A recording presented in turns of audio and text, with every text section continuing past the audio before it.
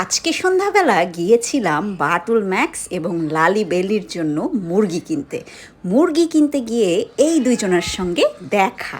অনেক দিন আগে ওদের মায়ের ভিডিও দিয়েছিলাম। ওর মায়ের নাম জাপানি।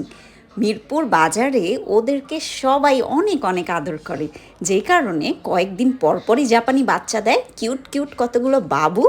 আর সেই বাবুগুলো এখানেই কেউ না কেউ অ্যাডপ্ট করে নেয়। ওদেরকে অ্যাডপশনে দেওয়ার জন্য একদমই চিন্তা করতে হয় না, কারণ নিয়মিত ক্রেতারা ওদেরকে দেখে, সেই সাথে এইখানকার দোকানদাররাও অ্যাডপ্ট করে নেয়। আর জাপানি মানে ওদের মা অনেক আদরে থাকে, সব সময় ওদের সাথে খাওয়া দাওয়া করে এবং মুরগির উচ্ছিষ্ট যে খাবারগুলো আছে সেগুলো খেয়েই ও জীবন ধারণ করে। দুইটা বাচ্চার মধ্যে এই ক্যালিকো বাচ্চাটা সবচাইতে বেশি দুষ্টু। আমাকে দেখে একদমই কাছে আসতে চাইছিল না, তবে আমি তো নাছোড় বান্দা, ওর কাছে যেতে চাইলাম আর ও টুক করে দৌড়ে চলে গেল।